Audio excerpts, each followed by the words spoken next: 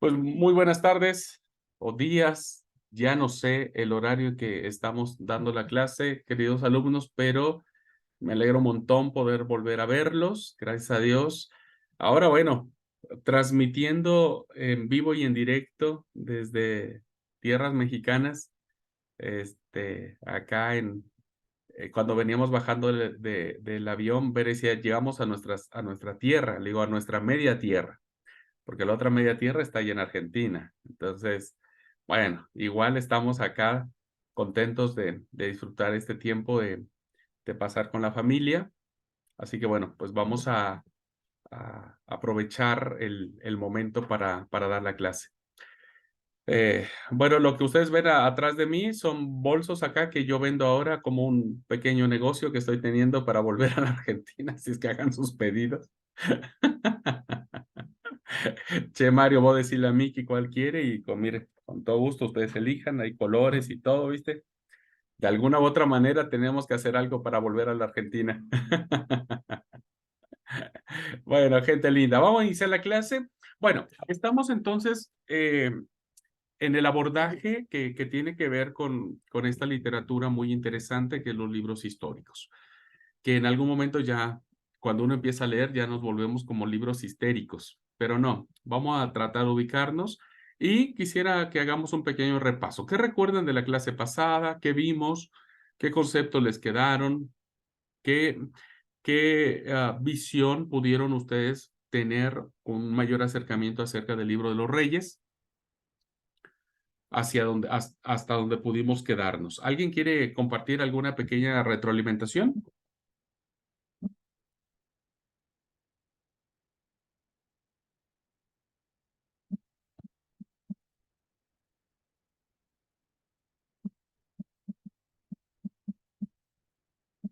¿No? ¿Nadie, hermanos? O una de dos, o están temerosos o no recuerdan nada.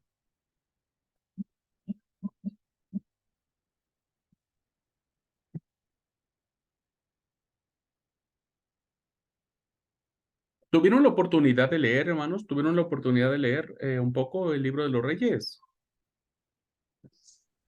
Esther, Sí, de Reyes sí leí algo, pero esta mañana me puse a leer algo de Crónicas porque no tomé nota, pero me pareció que usted dijo que leyéramos algunos capítulos de Crónicas. Entonces estuve leyendo la introducción en la Biblia, entonces leí de todas las descendencias de los hijos de Israel. Algo leí de eso y entonces, y estoy viendo clases atrasadas, así que estoy esforzándome por cuál era la última clase, que creo que ah, habíamos hablado de Saúl y de David, me parece, pero no estoy muy segura de qué clase es. No, está bien, Esther. No, realmente la lectura era de Reyes, no de Crónicas, más bien Ah, era perdón. de Reyes la lectura. Pero está bien, ya le adelantó, la adelantó para cuando tengamos la clase de los libros de las Crónicas. No, no, no hay problema, no hay problema. Sí, cuando en la clase antepasada, en la grabada que subí, se habló sobre el libro de Samuel, que tenía que ver con Saúl, con David principalmente, pero en la última clase hablábamos más de Salomón, ¿no? Como el tercer rey, y hablábamos acerca del reino dividido. Ujú. Ujú. Muy bien. ¿Alguien, Mario? Sí, se había hablado un poco de que A ver, también, planteo algo. ¿Cuál es el propósito? ¿Qué propósito tenía el autor para escribir este libro?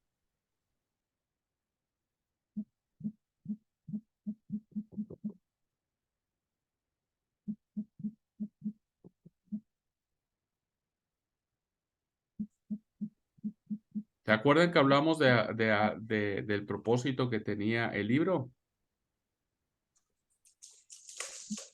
¿Cuál era?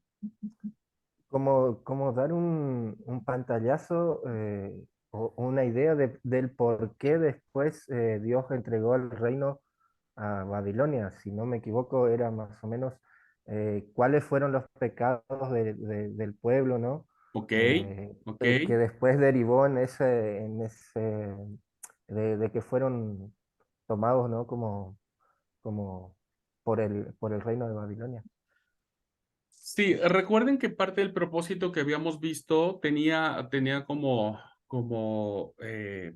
base el rescate de la teología deuteronomista que el historiador recoge en cuanto a la forma en que el pueblo tenía que comportarse ante la tierra prometida, ¿no? Entonces, ¿por qué el pueblo llegó hasta donde llegó? ¿Por qué el pueblo terminó en el cautiverio? Pues es porque finalmente se hicieron dioses ajenos, ¿no? Cometieron el pecado de la idolatría, eh, alteraron o no respetaron la centralidad del templo, que era una figura sumamente importante donde Yahvé estaba presente. Y entonces el historiador recoge esta visión deuteronomista, ¿no? Y la plantea y dice, bueno, por eso Israel termina, o Judá termina siendo llevada cautivo al exilio porque no respondió, porque no obedeció a los mandamientos, ordenanzas, leyes y estatutos que el Señor había dado a su pueblo incluso antes de cruzar el Jordán. Este propósito va a ser fundamental porque será un propósito en el cual nosotros podremos ir descubriendo, en la medida de nuestra lectura, cómo se va haciendo presente, ¿no? Vez tras vez, el señalamiento que hace el historiador, que recuerden que el historiador lo hace en un sentido profético, que se cree que el autor pudo haber sido un profeta de la escuela de Jeremías, ¿no? Y como dijimos en algún momento, los libros de las crónicas tendrán más una visión sacerdotal, pero el libro de los reyes tendrá una visión profética que evidentemente va a plantear la denuncia constante y permanente que tuvieron los reyes, tanto del norte como del sur, para llegar a donde llegaron. Bueno, vamos ahora en esta clase a poder analizar unos pequeños rasgos, pero fundamentales, de lo que sucedió tanto en el Reino del Norte como en el Reino del Sur, que si bien es cierto, como dijimos en la clase anterior, corren paralelamente, solamente corren de manera paralela hasta en tanto y cuanto el Reino del Norte existe. Después ya no, ¿no? Entonces, voy a compartir la pantalla y vamos a guiarnos en esta...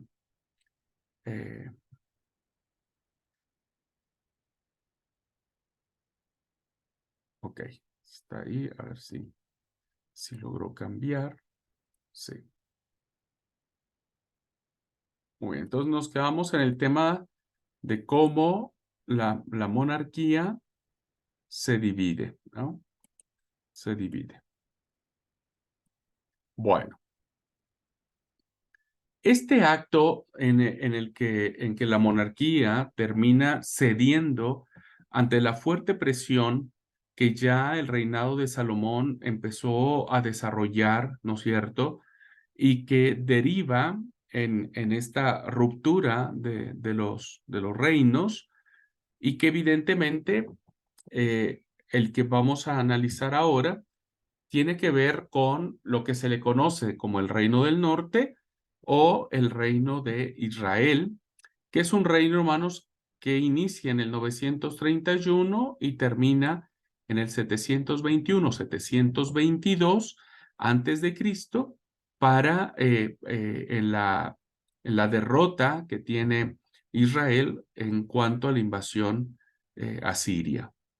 Bien, esta experiencia que recoge el historiador, ¿no? La encontramos, que era la lectura que les pedía que pudieran hacer, Primera de Reyes capítulo 12 a Segunda de Reyes capítulo 17. Bueno, el historiador va a colocar dentro del margen, no del margen, más bien del marco. El historiador va a manejar dentro del marco de su referencia a los reyes que considera mucho, mucho más importantes, que recuerden ustedes, los reyes del norte siempre serán condenados por el historiador, pero habrá personajes muy relevantes en el reino del norte. Durante los 210 años que Israel existe, Aproximadamente le sucedieron 16 reyes al trono, y algunos de ellos, el mismo historiador se toma el trabajo de resaltar, de decir cuál de ellos pudo haber tenido un impacto mayor o más significativo que otros, ¿no? Entonces, en un primer rasgo, pues aparece en la figura de los reyes y encontramos el primero de ellos, Jeroboam. Jeroboam será un referente fundamental en cuanto a la fundación o los primeros inicios del reino, pero Jeroboam se convertirá en la figura, teológicamente hablando, de el motivo por el cual el reino del norte termina siendo destruido. Porque recuerden que idolatría y Jeroboam son una misma cosa. Jeroboam e idolatría son una misma cosa. Entonces, como son una misma cosa ambos, bueno, Jeroboam seguirá en la línea de la historia siendo el símbolo de la más profunda idolatría que pudo haber tenido el reino del norte. Sin embargo, como fundador, tiene una gran impronta, tiene ánimo, dirige al pueblo, ¿no es cierto? Agrupa las tribus, tiene la habilidad, diríamos, de agruparlas en torno a su figura, pero bueno, después esa figura misma será destituida, será quitada y vendrá otro rey. Así que Jeroboam reina del 931, que es cuando el reino se divide, y termina su reino en el 910. Bueno, otro rey es Omri. Omri es un rey que es muy visionario. Es un rey con una impronta, con una visión, con un deseo de innovar, diríamos. No olviden ustedes, hermanos, que en cuestiones económicas, diríamos, de belleza arquitectónica, de expansión, de esplendor de ambos reinos, tanto del norte como del sur. Israel siempre fue el mejor. Tuvo una solvencia económica pujante en todos los sentidos. Alcanzó un esplendor mucho más fuerte, mucho más grande que Judá. Ajá.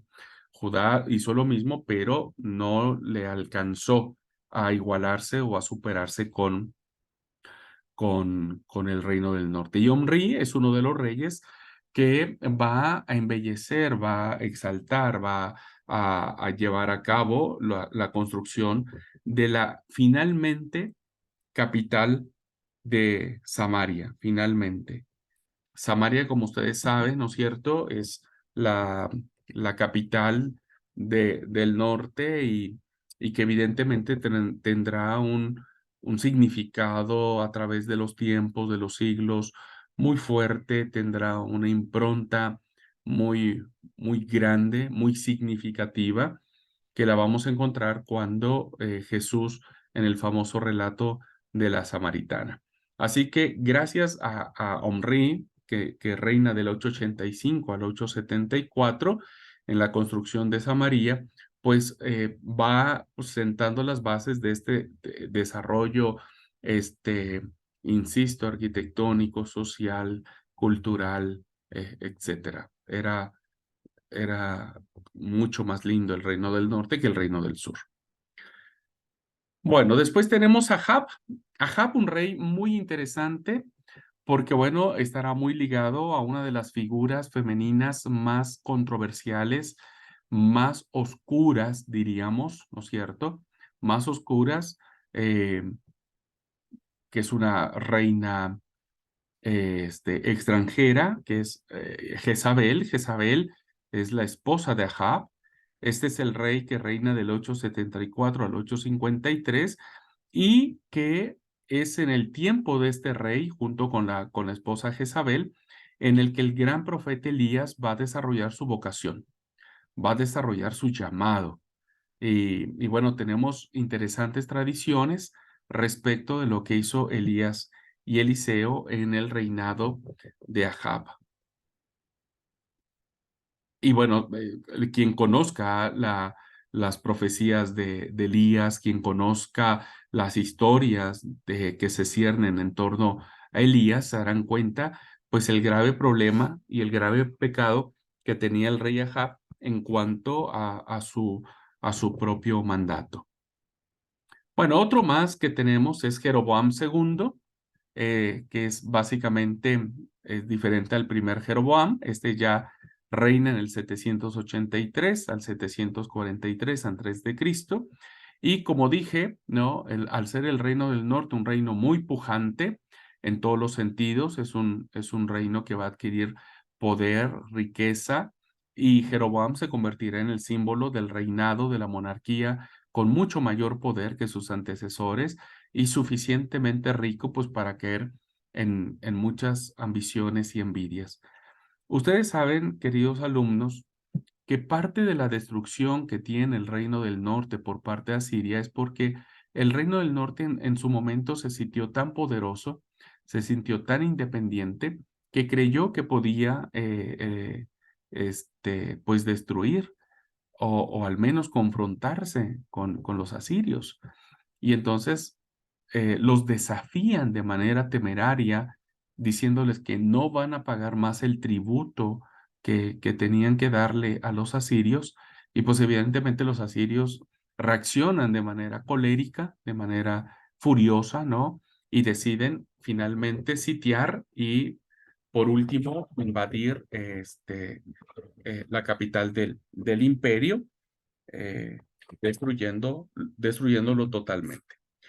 Bueno, de los 16 reyes que nosotros tenemos, podemos resaltar estos 4, Jeroboam, Omri, Ahab y Jeroboam II, porque son como los referentes, ¿no? Que nos permiten a nosotros identificar cuáles serían las características más sobresalientes que el Reino del Norte tenía en cuanto a su desarrollo, en cuanto a su constitución, cómo cada uno de estos reyes fue construyendo o deconstruyendo el propósito de Dios para ellos, olvidándose, insisto, del pacto deuteronómico, olvidándose del Dios de la alianza, convirtiéndose en autosuficientes, volviéndose a los ídolos, principalmente a Baal, porque ese era el pleito poderoso que tenía el profeta Elías, en cuanto a los adoradores de Baal, y que pues conocer las acciones de estos reyes, pues nos colocan básicamente en el umbral de saber cómo se llevó a cabo el inicio, el desarrollo, el esplendor y la decadencia de el Reino del Norte. ¿A quién se lo deben? Pues principalmente a sus reyes, ¿no? A la monarquía que existía en ese momento. Bueno, esta es una característica que es muy interesante para ir ubicando más o menos cuando ustedes escuchen hablar de estos reyes en el texto bíblico y también en el texto profético. Bueno, ustedes ya más o menos sabrán para dónde estaba tirando el tema. Muy bien, hay una segunda característica que tiene esta etapa, y tiene que ver con la primera teología. Esta teología, hermanos, nace de los profetas carismáticos. A ver, el profetismo carismático, lo voy a decir ahora solamente en términos muy generales, porque eso lo vamos a ver cuando abordemos el libro de los profetas, pero el profetismo carismático tenía que ver con aquellos dotes, acciones, gestos, palabras que determinados personajes desarrollaban al momento en que el Espíritu de Jehová los poseía. Y entonces nosotros encontramos aquí los relatos del Reino del Norte con dos de los grandes profetas carismáticos, Elías y Eliseo. Estos profetas, ¿no?, nos van a meter en un círculo de tradiciones sumamente ricas en cuanto a la teología deuteronomista, porque serán los dos grandes defensores del monoteísmo, diríamos, van a ser los dos grandes defensores de Yahvé en esta época y en el Reino del Norte, pero también serán dos profetas carismáticos que cada uno de ellos desarrollará sendos milagros, sendos milagros que los ubicarán en esta parte de ser profetas, pues poderosos, de ser profetas con cierta impronta o cierta poderes sobrenaturales, si lo podríamos llamar de esa manera. ¿Mm?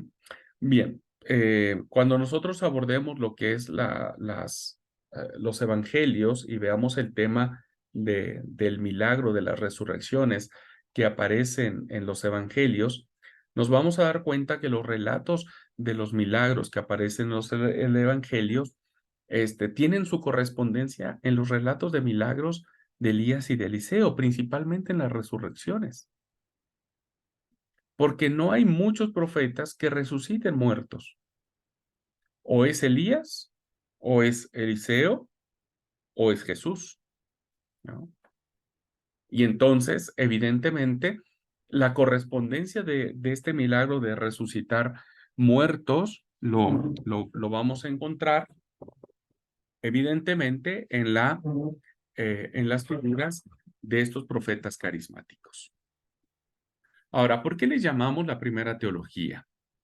Bueno, las tradiciones básicas de la alianza de Israel con Dios, centradas especialmente en Siquén y representadas por profetas, bueno, será, como dije, la mejor defensa, el mejor argumento, la mejor denuncia que hacen los primeros profetas llamados Elías y Eliseo, que ellos van a ejercer su ministerio profético en el siglo noveno antes de Cristo.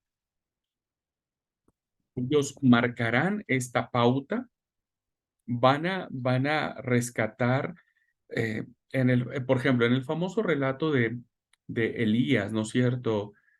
Que tiene ahí de confrontación con los sacerdotes de Baal.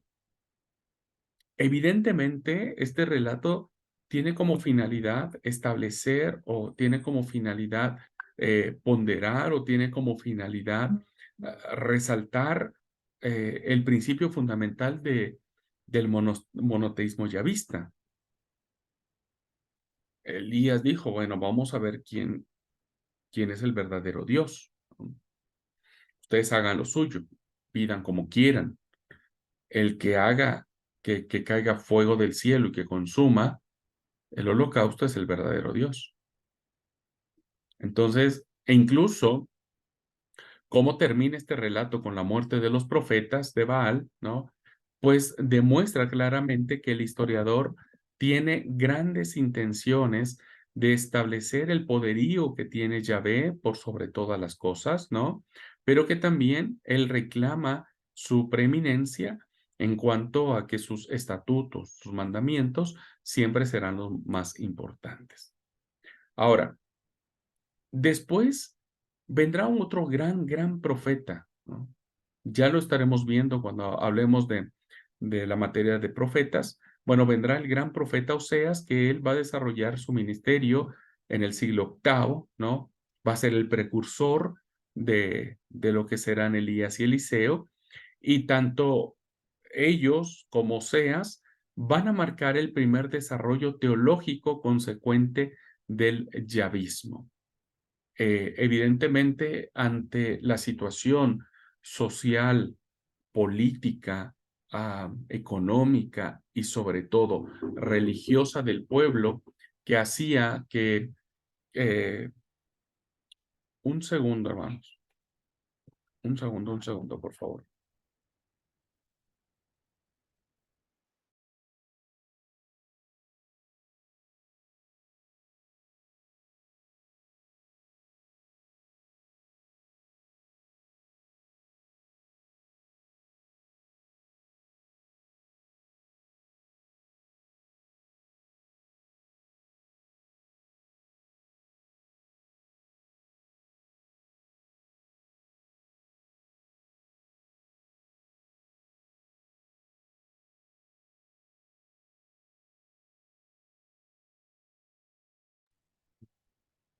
Bueno, listo, hermanos, perdón. Bueno, ¿qué es lo que le estaba diciendo? Que evidentemente cuando nosotros analizamos el significado. Hola, ¿cómo estás? Gusto en verte. Gracias.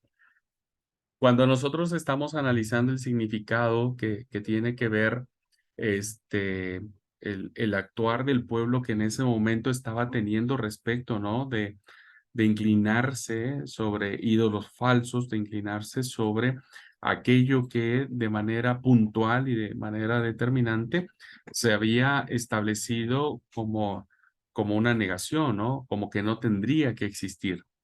Entonces, el pueblo, durante todo este tiempo que estuvo viviendo, es un pueblo que empieza a desarrollar lo que se le conoce como un culto sincrético, ¿no? El sincretismo viene a ser como la mezcla entre lo profano y lo sagrado, diríamos, ¿no? Entre, ah, no sé, es hacer una mistura o tratar de entender ah, cómo puede unirse o fusionarse ciertas ideas o formas de ser.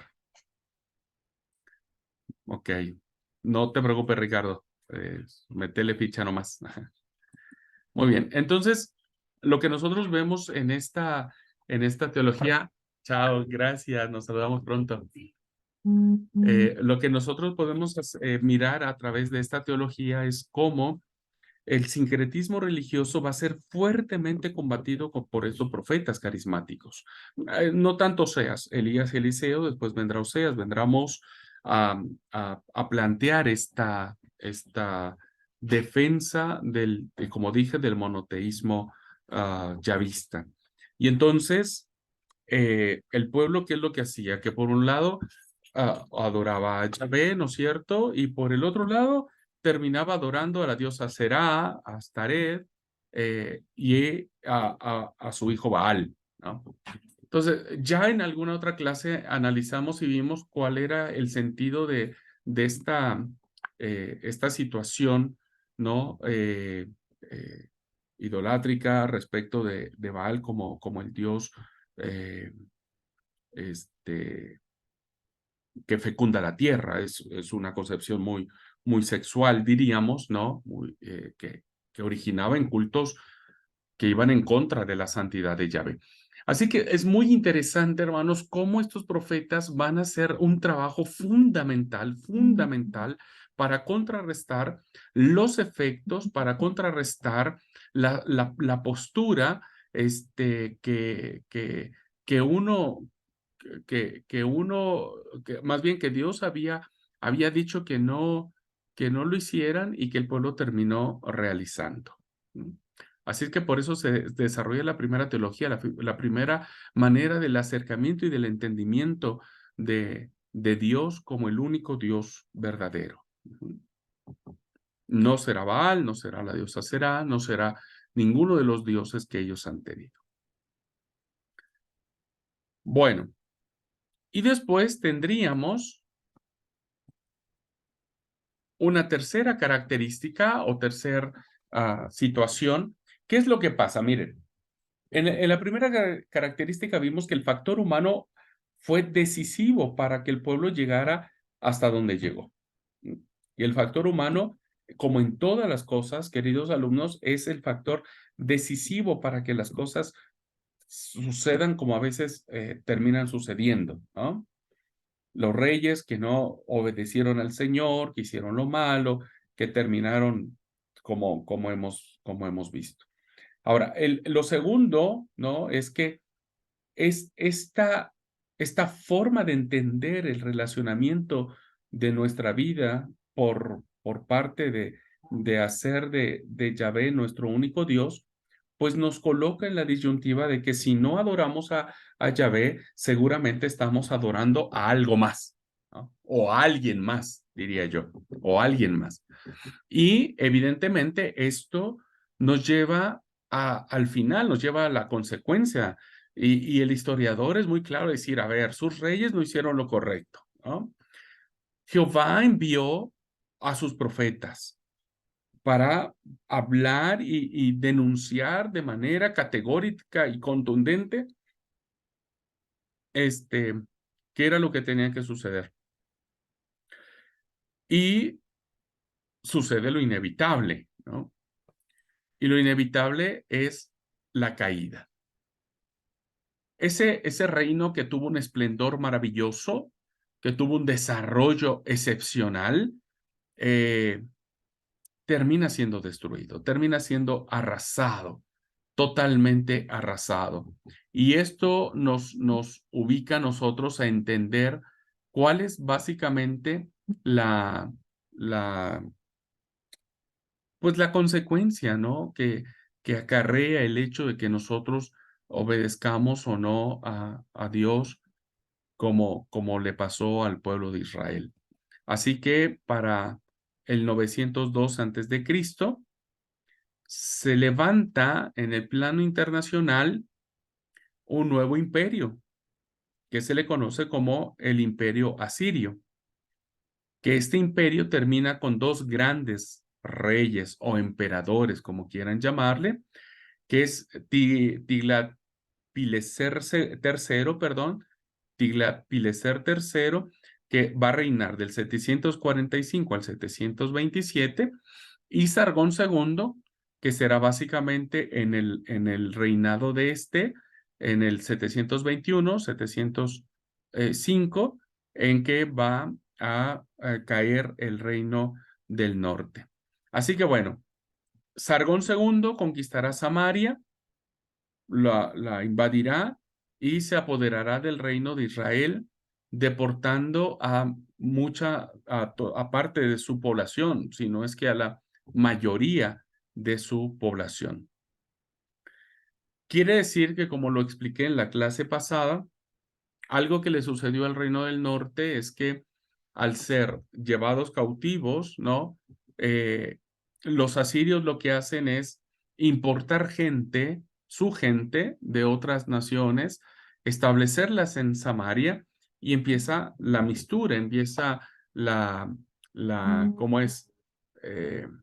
Sí, empieza a unirse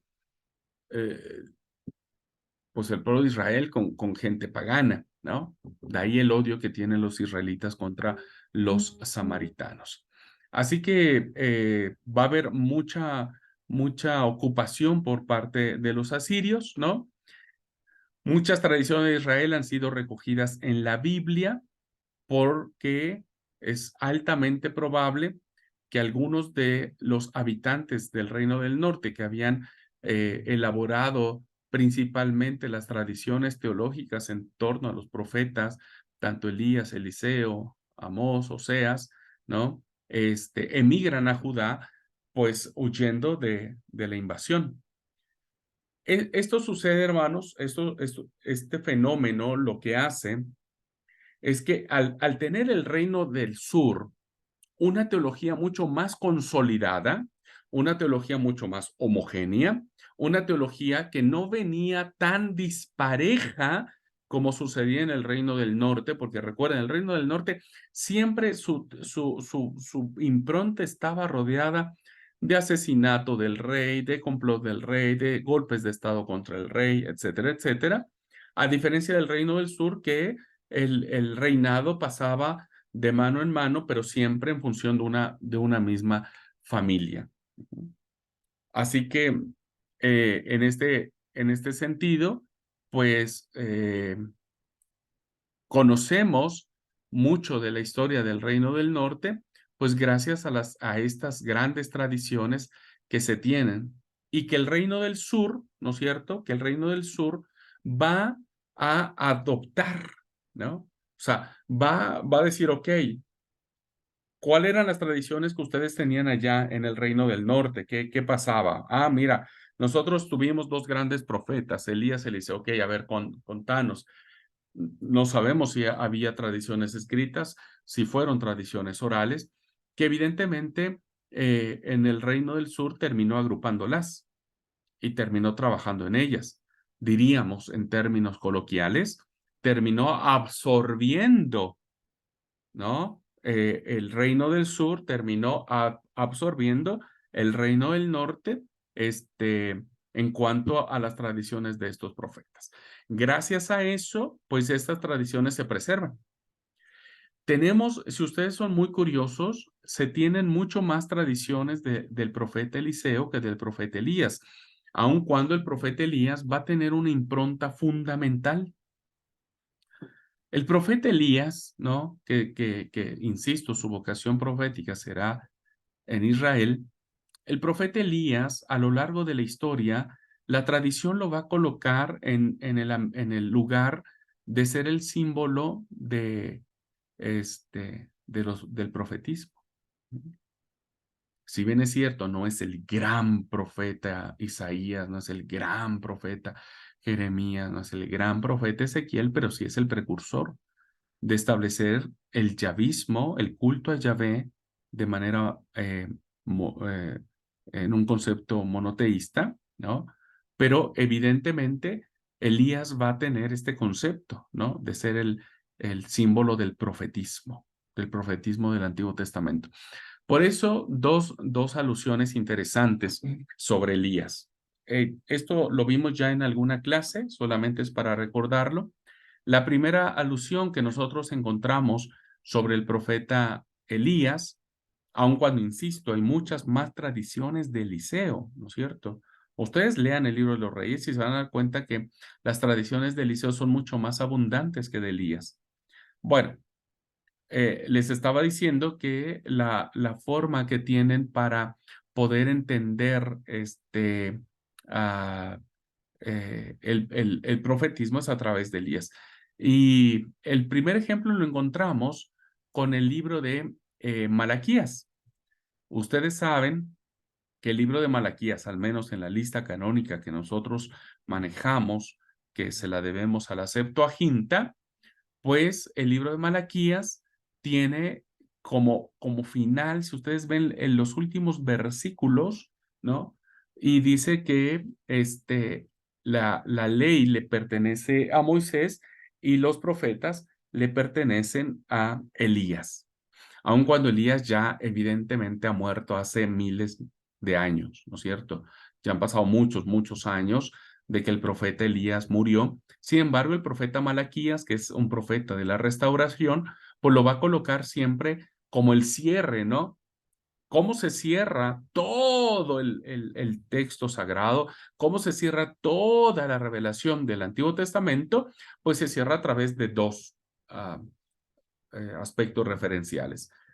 La ley a través de Moisés y los profetas a través de Elías. Esto, insisto, lo debemos al influjo que tuvo las tradiciones que fueron absorbidas por el reino de Judá cuando los asirios destruyeron Israel. Y por eso pervivió la figura de Elías con mucha impronta. Bueno, esta tradición se alargará, ¿no? No solamente estamos hablando del siglo IV, siglo III, sino se alargará todo el siglo III, siglo II, siglo I, toda la época griega, y lo vamos a volver a mirar, ¿no es cierto?, en la etapa, en el momento, en la transfiguración, que es un relato que nos lo regalan los evangelios sinópticos. Y ustedes recordarán que en la transfiguración se le aparecen dos personajes a Jesús, ¿no? Los mismos personajes con los que cierra el Antiguo Testamento. Ajá. Por eso es que el relato de la transfiguración tiene un gran valor simbólico, no literal, porque entonces, si fuera literal, nosotros creeríamos que los muertos se van al cielo, diríamos, ¿no? Se van al cielo. Pero la verdad es que el evangelista está tratando de emular la importancia que tiene Jesús como el superior a lo que cierra toda la revelación del Antiguo Testamento. Jesús va a ser superior a Elías y va a ser superior a Moisés. Ajá.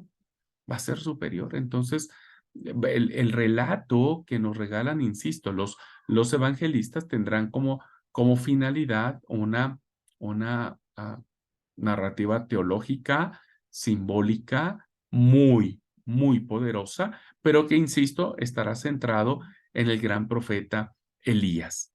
Estos dos referentes, estos dos casos, después, insisto, cuando veamos evangelios sinópticos, por favor, acuérdenme, si me olvido, acuérdenme, que hagamos una comparación entre los milagros de resurrección de Jesús con los milagros de resurrección de Elías y Eliseo. Bueno, cierro esto diciéndoles entonces cómo lo que sucede en el Reino del Norte ha pervivido gracias a la influencia, al testimonio, a las fuentes que se tuvieron en ese momento y que se plasmaron tanto en el libro de los Hechos de Salomón, en los libros de las crónicas de los reyes de Judá o en los libros de los reyes de los reyes de Israel o en los libros de Natán o de Agías, el silonita o de el profeta o el vidente Ido, no importa. Va a ser muy interesante cómo estos testimonios nos dan a nosotros cuenta, haciendo una aplicación hoy personal, ¿no? De la importancia que tiene de no tener ídolos falsos y que solamente Yahvé sea nuestro Dios y a Él le debamos siempre la gloria. ¿Ok? Bueno.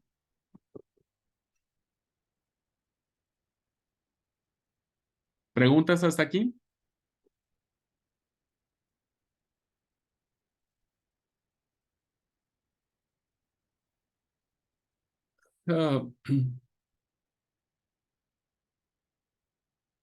Bueno, si les parece, queridos alumnos, esta clase vamos a terminar con el Reino del Sur.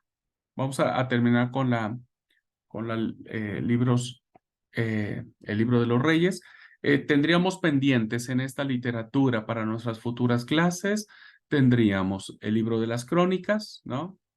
Es Josué, Jueces, Ruth, primero y segundo libro de Samuel, primero y segundo libro de Reyes, primero y segundo libro de Crónicas, Esdras, Nehemías, Esther.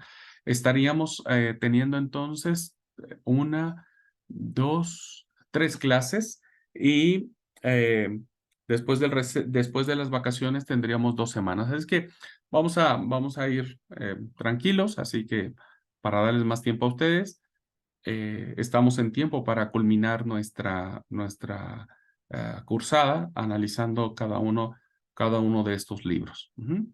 Por una clase estaríamos abarcando crónicas, en otra clase estaríamos abarcando Esdras, Nehemías y en otra clase estaríamos abarcando Esther, ¿no?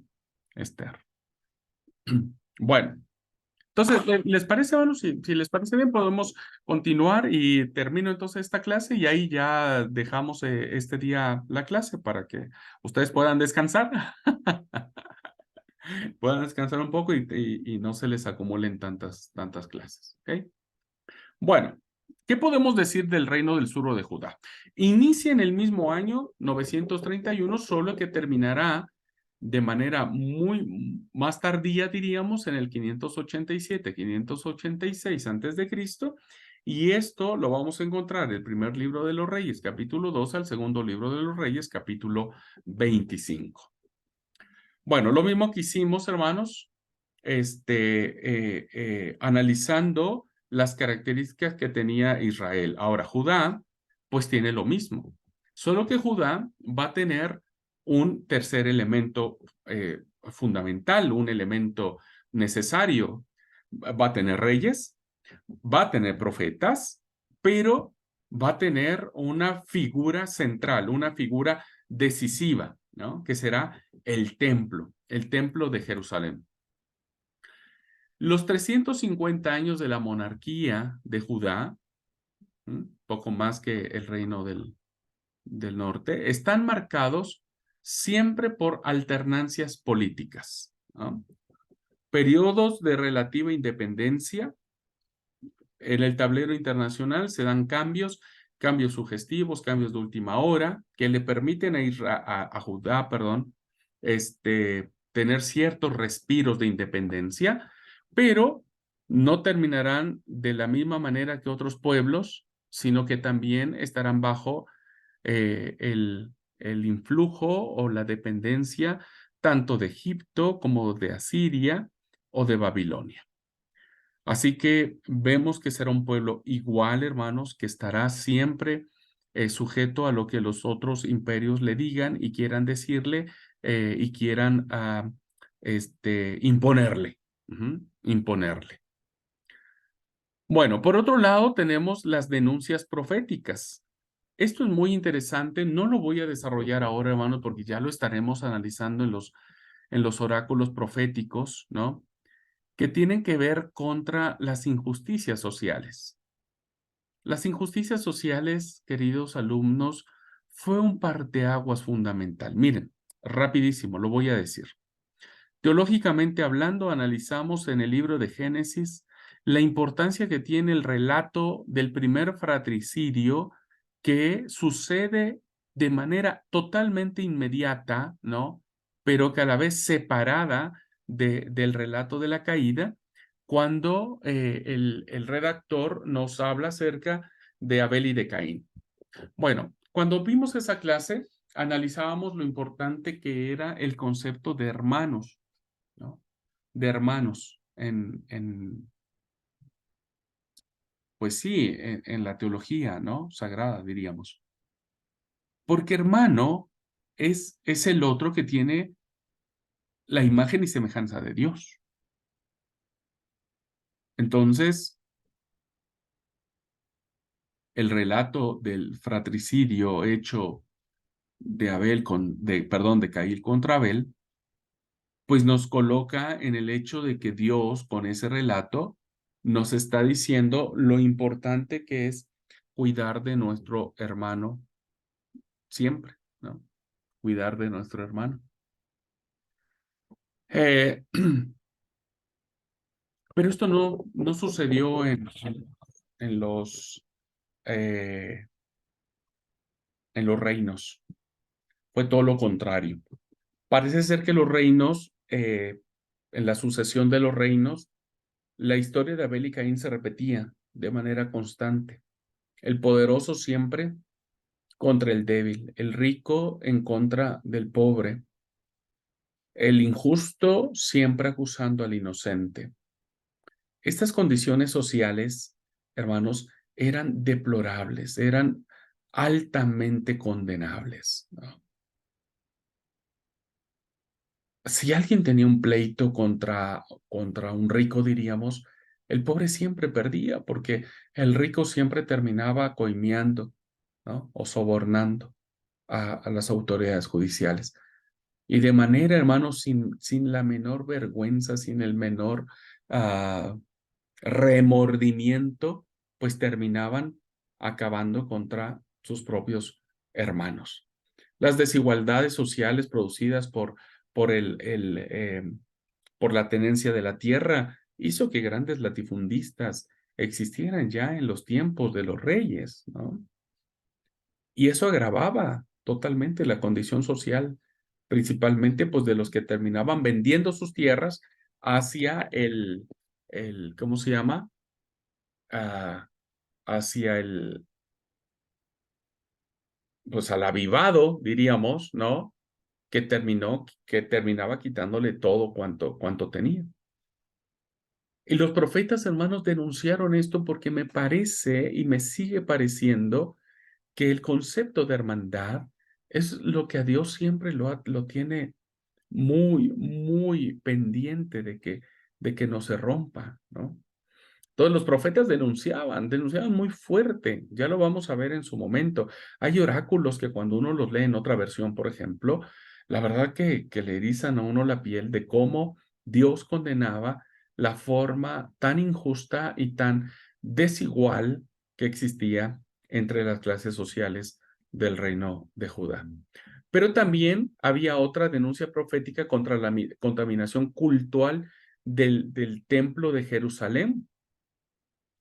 Es decir, que los sacerdotes también se dejaban sobornar.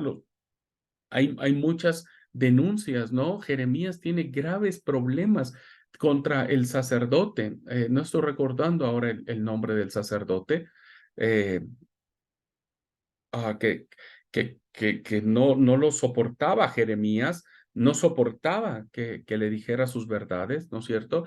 Pero que evidentemente el profeta Jeremías denunciaba cómo se habían ya corrompido, no hacían su trabajo, lo hacían de mala forma, no atendían correctamente las indicaciones que se habían dado para el culto, para el templo, para el cuidado de las cosas sagradas. La verdad es que había y era terriblemente cómo se había contaminado, ¿no? Los propios sacrificios, cómo se habían contaminado las propias formas religiosas y cultuales que se tenían en aquel tiempo y que evidentemente el pueblo ni allí ni las cumplía ni las aceptaba y mucho menos tampoco decía nada. Por eso es que los oráculos proféticos siempre van a ir en contra de decir cómo el pueblo se había desviado total y absolutamente de lo que Dios había hablado respecto de su santidad y de muchas cosas más. Además de que había sucesivos intentos de su purificación del templo. ¿Por qué? Porque no se respetaba ya más el espacio sagrado. No solo había pensamientos para Yahvé, sino que también había pensamientos para otros ídolos, otros dioses, otras diosas. Lo he repetido hasta el cansancio. El profeta Jeremías condena claramente el culto que el pueblo está haciendo a la reina del cielo y que evidentemente eso contrasta, contrarresta y contrapone los principios de santidad y que Dios estableció de que fuera de él no hay otro Dios. Por eso Dios siempre reclama su posición, ¿no? Siempre reclama el primer lugar que él tiene.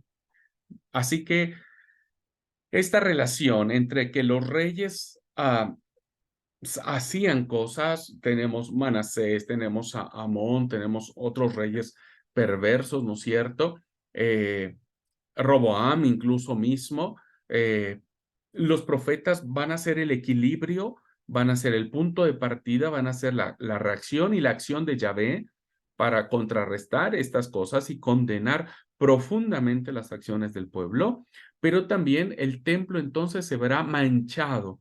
El lugar donde el santo de los santos existía, ¿no es cierto? Ya no lo es tanto porque ahora compite con otros dioses, compite con otras diosas, y eso no es posible de que se pueda seguir soportando. Bueno, eso pasaba también en el Reino del Sur.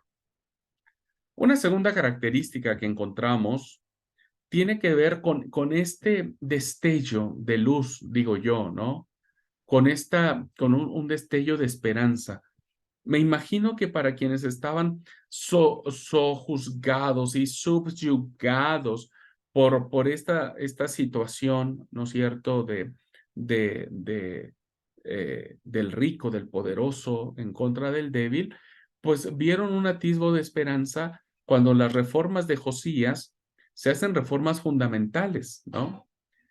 Y nosotros ya leímos un poquitito sobre esto y dijimos que el rey Josías, que más o menos reina entre el 640 y 609 antes de Cristo, fue el último gran rey judío. Aprovechó el vacío de poder, la caída del imperio asirio, para conquistar casi toda la tierra de Israel, pero murió en la guerra contra Egipto, la famosa guerra de Megido del 609. Fue este rey que inicia la reforma deuteronomista, que marcará la religión judía en línea nacional y profundamente y altamente monoteísta. Lo veremos claramente en los capítulos 22 y 23 del segundo libro de los Reyes, pero fue, insisto, como el esplendor, como el momento de la esperanza que se podía tener sobre el reino de Judá. Muere el rey Josías, ¿no es cierto? Hace una gran lucha nacionalista de unión del pueblo en cuanto a la teología que tiene este mismo pueblo, ¿no es cierto?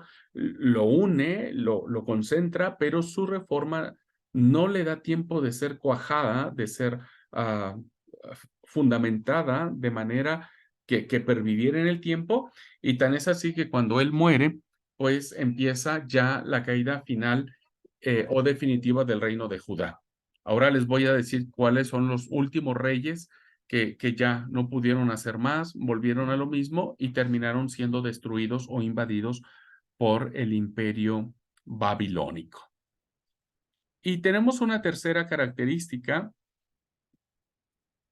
que es el final del reino del sur y también del templo. El acontecimiento decisivo de Israel fue la caída de la ciudad de Jerusalén con la destrucción de su templo. Esto lo vemos, esto sucedió en el 587, 586 a.C. y está redactado en el capítulo 25 del segundo libro de los Reyes, en donde vemos que esta destrucción, ¿no es cierto?, trae consigo el fracaso de los ideales del triunfo nacional y la independencia que Israel siempre soñó tener. El cautiverio babilónico echa por tierra de manera definitiva, sepulta los deseos y los anhelos que Israel tenía de su independencia,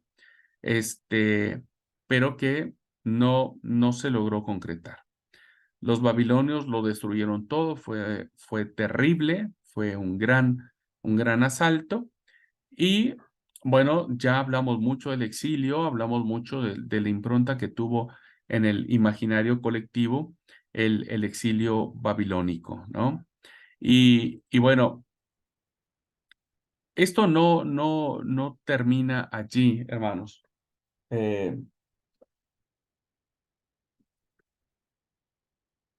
Si ustedes leen, ustedes tienen su Biblia, vamos a buscar el capítulo, ahora les digo. Ay. El capítulo 25 del libro de los Reyes, capítulo 25.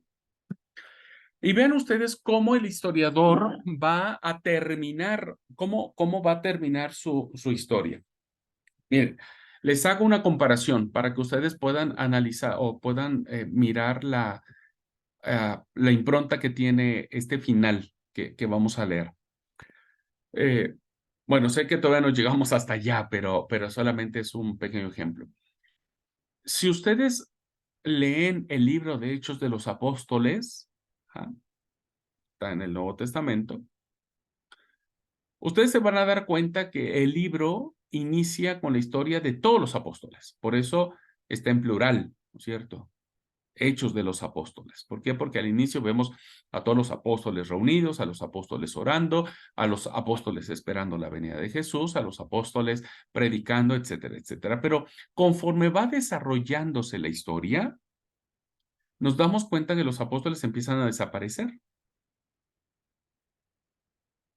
Empiezan a desaparecer y solamente empieza el libro a salpicar por ahí a Pedro, ¿no es cierto? Principalmente como uno de los 12. Hay algunos relatos de Pedro en el libro de Hechos. Pero si ustedes se dan cuenta, conforme va avanzando el desarrollo de este libro, termina con un apóstol. Termina contando la historia de una sola persona. O sea, inició con muchos apóstoles y termina hablando sobre una persona. Y esa persona es Pablo, ¿no? Bueno, cuando el autor del libro de Hechos de los Apóstoles termina su historia o termina el libro, si ustedes son muy curiosos, el libro termina diciendo que Pablo estaba preso, ¿no es cierto? Lo puedo parafrasear, pero la idea que dice Hechos es que Pablo termina preso, pero libre, diríamos, donde la gente que quería venir a verlo lo podía ver. Dice los últimos 2 versículos de Hechos dice: Pablo se quedó 2 años enteros en la ciudad de alquiler y recibía a todos los que venían a él, predicando el reino de Dios y enseñando acerca del Señor Jesucristo con franca libertad y sin estorbo. ¿Qué pasa aquí, hermanos? A esto se le llaman finales abiertos. El libro de Hechos de los Apóstoles, hermanos, es un final abierto. ¿Por qué? Porque no nos narra la muerte de Pablo.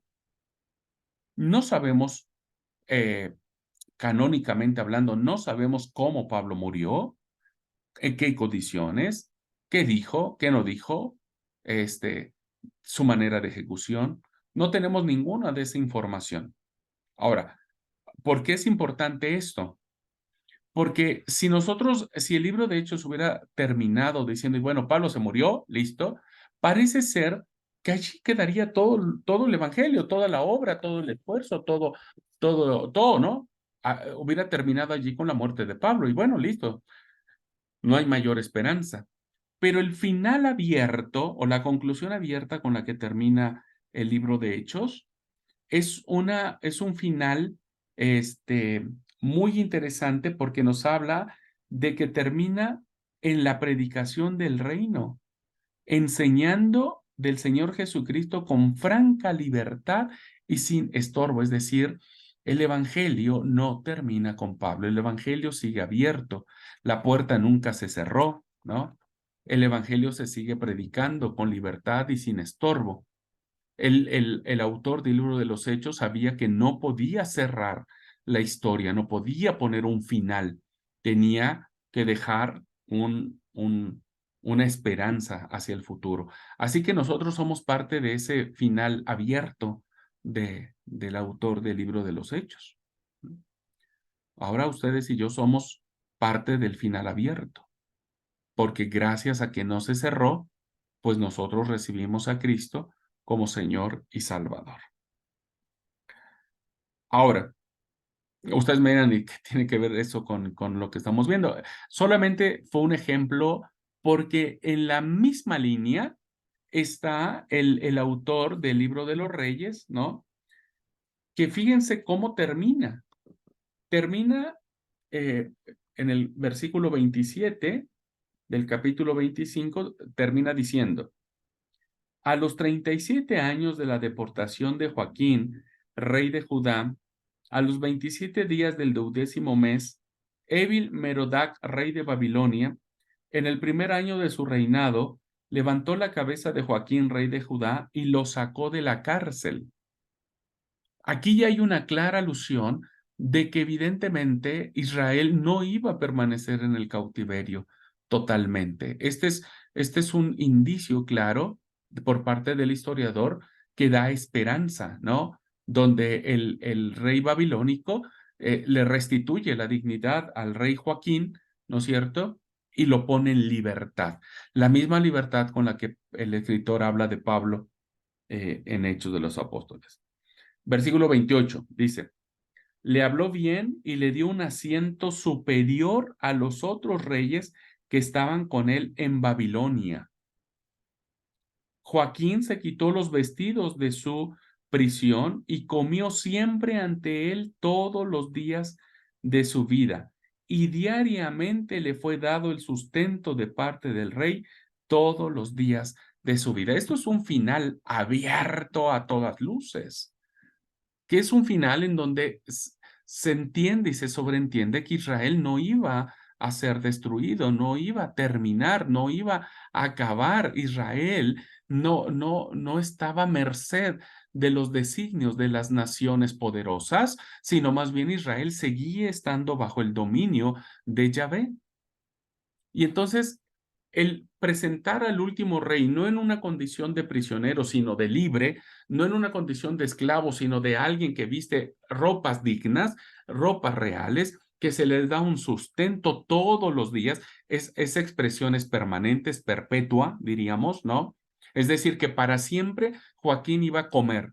Bueno, esa expresión no es literal, es una expresión que denota claramente que Israel no iba a terminar preso, que Israel iba a levantar cabeza. Y el profeta Isaías, el tercer profeta Isaías, no, perdón, el segundo profeta, el segundo Isaías, o el deutero Isaías, lo soñaba, ¿no? Y lo escribió y dice: y volverán a Sión cantando, y gozo perpetuo vendrá y será sobre su cabeza.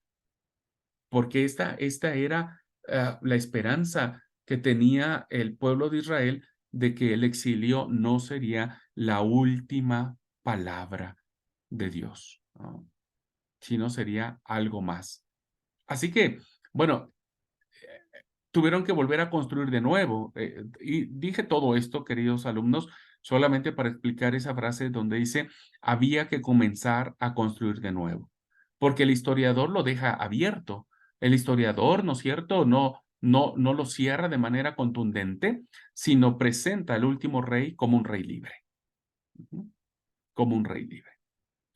Así que los judíos, tras un largo duelo, como vimos y vamos a ver en la época de Esdras Nehemías, pues empieza una reconstrucción, un recomienzo sobre el templo, y sobre la función de Israel. Muy interesante cómo se cierra el libro de los reyes. Muy bien. Bueno, finalmente entonces, para que tengamos, no necesito que se los aprenda, no es pregunta de examen ni nada por el estilo, pero bueno, ahí tenemos entonces estas situaciones. Los reyes. Empezamos con el primer rey, que es Saúl, luego vendrá David, le sucederá a su hijo Salomón, y allí se dividirá el reino.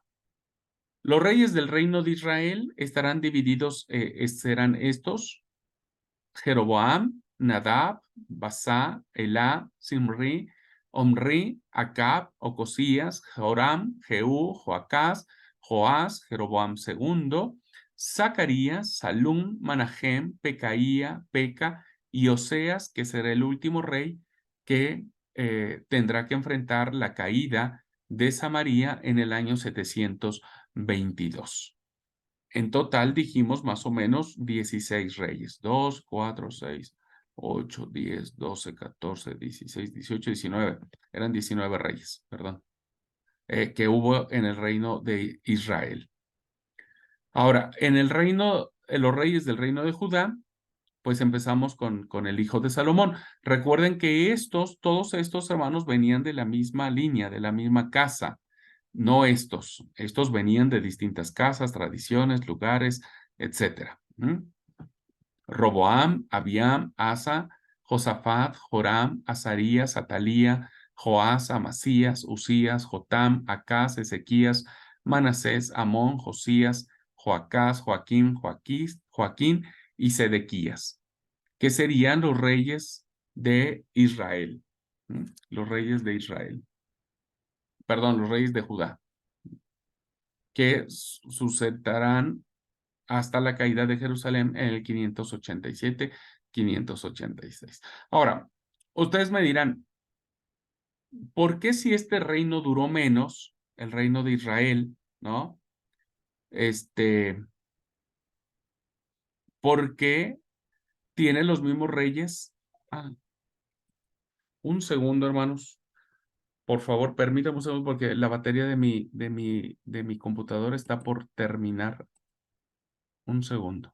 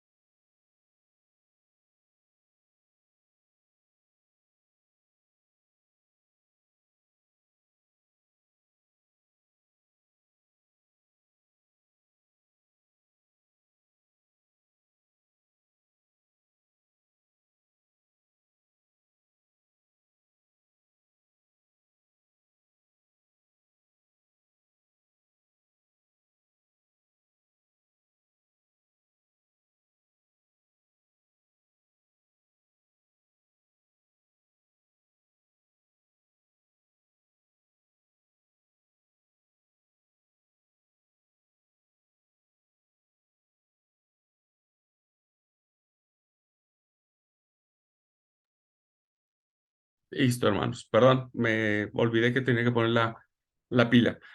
Bueno, la pregunta era, ¿por qué creen ustedes que si este reino duró menos, por qué tiene casi el mismo número parecido a estos que el reino duró siglo y medio más?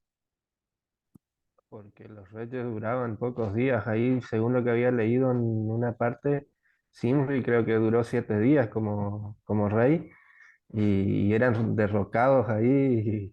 Y yo creo que mientras Asa, si mal no recuerdo, mientras Asa gobernaba el reino de Judá, hubo como 5 o 6 reyes en el reino de Israel. Exactamente, amigo mío. Esa es la respuesta. Sí, en el caso de los reyes de Israel duraban menos porque pues, los mataban rápidamente. En el caso de los reyes de Judá duraban más. La sucesión eran mucho más. Así que bueno, esa es solamente la, la respuesta.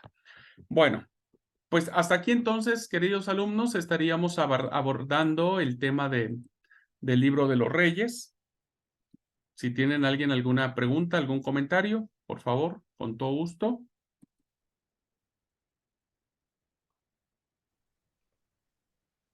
Sí, amigo, adelante. Sí, a mí me pareció muy interesante cuando leí la lectura que nos mandaste a hacer. Ajá, Eh, Anoté algunos puntos que me habían quedado y uno de los puntos que por ahí yo tenía en cierto momento pensaba como que siempre hubo un profeta. Supongamos él es Elías, después le entrenó a Eliseo, bueno, quedó Eliseo y así sucesivamente siempre había un profeta, moría uno y Dios levantaba otro profeta. Y leyendo ahí una de las partes decía que incluso en la época que estaba Jezabel, era que perseguía sí, sí. a los Elías. profetas, exactamente, había uno de los sirvientes del rey ahí había escondido a 50 profetas en una cueva y a 50 profetas en otra cueva, como que, y eso sin contar los que ya había matado Jezabel, ¿no es cierto? Como que había muchos profetas y por ahí uno, al menos yo tenía esa concepción de que por ser los más importantes o los que aparecen en las escrituras, uno piensa que son puntualmente esos y fueron siempre como que había uno, después había otro, después había otro. Y bueno, eso fue una de las cosas que también me llamó la atención de él. Sí, sí, no lo abarcamos hoy tanto porque eso ya corresponde a la materia de profetas y vamos a ver incluso que había escuela de profetas, ¿no? Escuela de profetas. Evidentemente uno siempre tiene la idea de que hay profetas y son 12 menores y son 5 mayores, ¿no es cierto? O 4 mayores, o 3, depende cómo lo veamos, ¿no? Porque algunos dicen que Daniel sí, otros dicen que Daniel no, no importa. Este, pero cuando veamos el tema del profetismo en Israel, nos vamos a dar cuenta que el texto incluso, fíjense, le concede el texto sagrado la categoría de profeta a Moisés mismo. Moisés tuvo, según la tradición bíblica, la categoría de profeta también, no solo de legislador, sino de profeta. Lo mismo será con Samuel, por ejemplo, ¿no? Samuel será profeta, será juez y será sacerdote. Bueno, cada profeta nombrado, ¿no es cierto?, tenía sus propios discípulos. Entonces, había muchos profetas de Yahvé, solo que las tradiciones bíblicas se centran, perdón, solamente en estas grandes figuras que nosotros encontramos. Pero, ¿qué quiere decir esto? Quiere decir que en todo tiempo, en todo lugar, y de una manera muy puntual, Dios siempre proveía a hombres y mujeres dispuestos a pronunciar su palabra y que el pueblo siguiera sus ordenanzas. Eso es lo más interesante de esto, ¿no? Que Dios nunca dejó, o sea, Dios nunca, nadie, ni los del norte ni de los del sur pueden culpar a Dios de decirle nos abandonaste, nos dejaste, que eso fue lo que preguntaron, ¿no? Ellos fueron lo que se preguntaron, ¿por qué nos abandonó Yahvé? Y bueno, el historiador se encarga de contestarles, él no les abandonó. Él envió a sus profetas. Él tenía, pero ustedes los mataron. Entonces, eso es muy, muy valioso en cuanto a la aplicación o a la enseñanza que hoy nosotros podríamos rescatar. Pero sí, amigo, tenés muy buena observación la que hiciste de tu lectura. Y otra parte por ahí que me quedó muy grabada es el palo que le dio el escritor ahí a los reyes del norte, ¿no? Porque empieza con Jeroboam y dice hizo lo malo y era muy malo y bueno, murió toda la familia, le mataron a toda la familia. Después estaba Omri y hizo peor que Jeroboam, decía. Sí, Y sí, después sí. estaba Happy, hizo aún peor que los anteriores y siempre eran peores, ¿no? Y le seguía dando como diciendo cada vez uno era peor que el otro, ¿no? Sí, y recuerden que ese suceso se da básicamente porque el historiador pretende acentuar por sobre todas las cosas la importancia que tiene la línea davídica en el Reino del Sur. Entonces, aunque el Reino del Sur tuvo también sus reyes, algunos muy terribles, ninguno hizo las obras de Jeroboam. Eso solamente fue en el norte.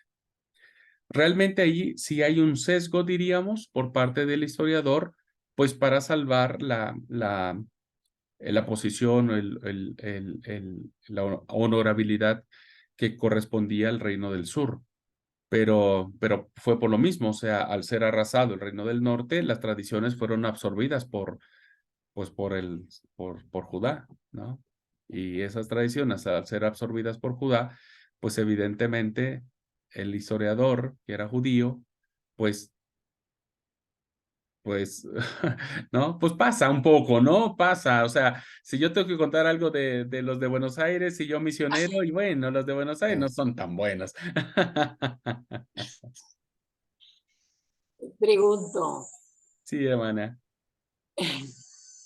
entonces eso de que fue totalmente raído el reino del norte por su pecado, idolatría, que desaparecieron, ¿es así tal cual o quedó alguien con su pecado o con su conversión a Dios? No sé, porque siempre hay alguien que busca a Dios dentro de todo el mal que hay.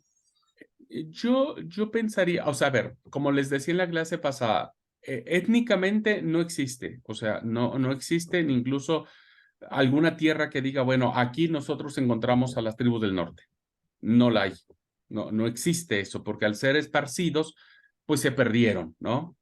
Se empezaron a casar con uno, entonces ya los de tercera y cuarta generación ni sabían de dónde venían, ¿no es cierto? Es como me preguntas a mí quién fue tu tatarabuelo, no tengo ni la más pálida idea, ni me importa, ni sé.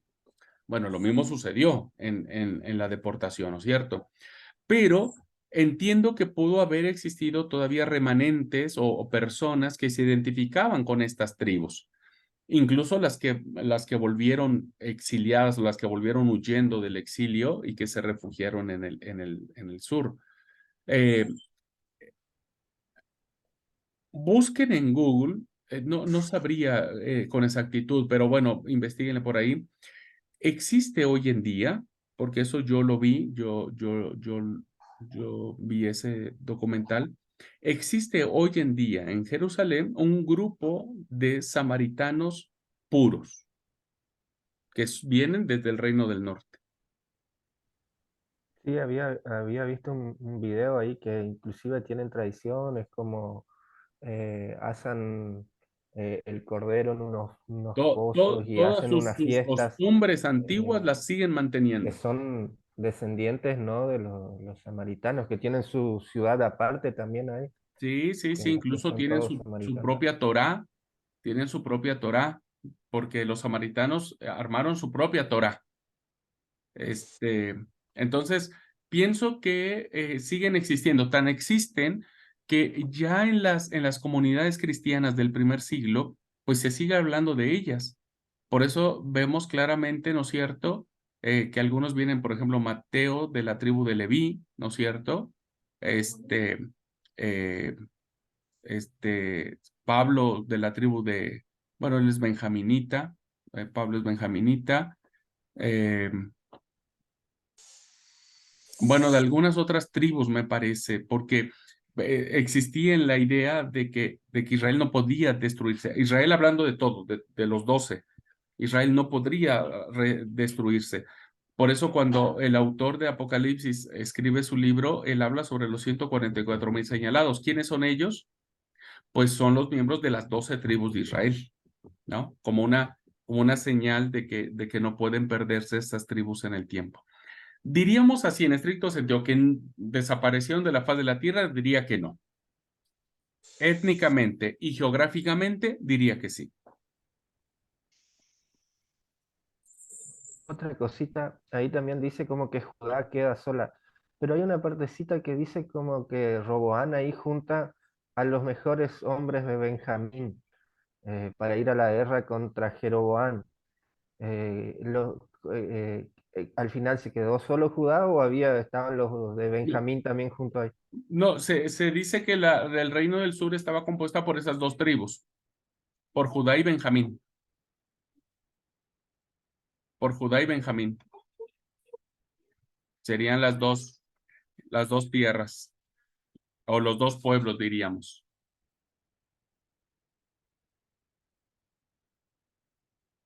Sí, la verdad que es sumamente interesante y muy valioso este aspecto de lo que es los libros históricos. Es fascinante la historia.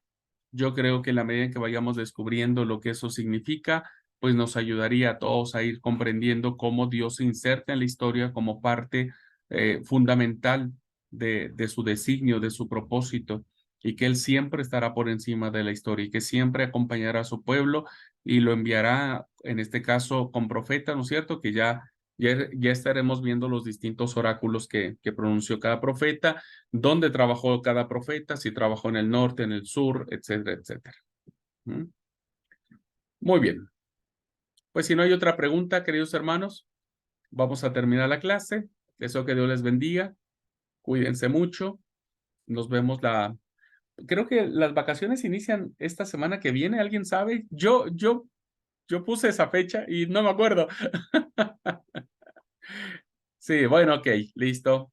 Tómense esos 15 días de vacaciones, pónganse al día con sus tareas y demás, y nos vemos entrando, y tendríamos 2 semanas, ¿no es cierto?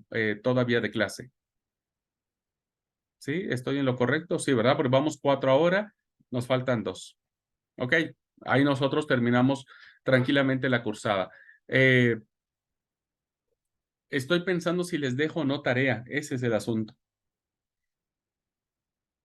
Yo creo que no, ni tiempo te va a dar de calificar, hermano. Pero nos quedan 2 trabajos y el final en 2 semanas. ¿Cómo lo vamos a hacer? Les voy a dejar todo junto.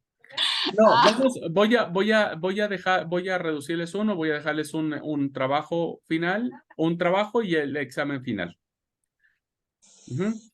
Así es que sí, les voy a dar tiempo de que tomen sus vacaciones tranquilo, pero sí, vamos a hacer un último trabajo y después el examen final.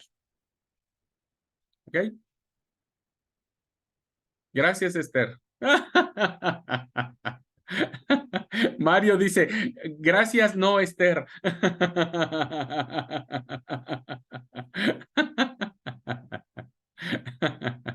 No, porque acuérdense que yo les dije que iban a ser 3 trabajos y el trabajo final.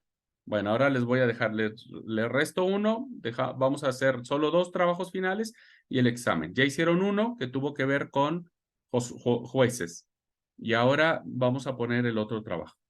¿Ok? Bueno, el fin de semana estará en la plataforma, pero tendrán mucho tiempo para hacerlo. ¿Ok? Bueno, pues Dios los bendiga a todos, cuídense, les mando un abrazote, muchas bendiciones.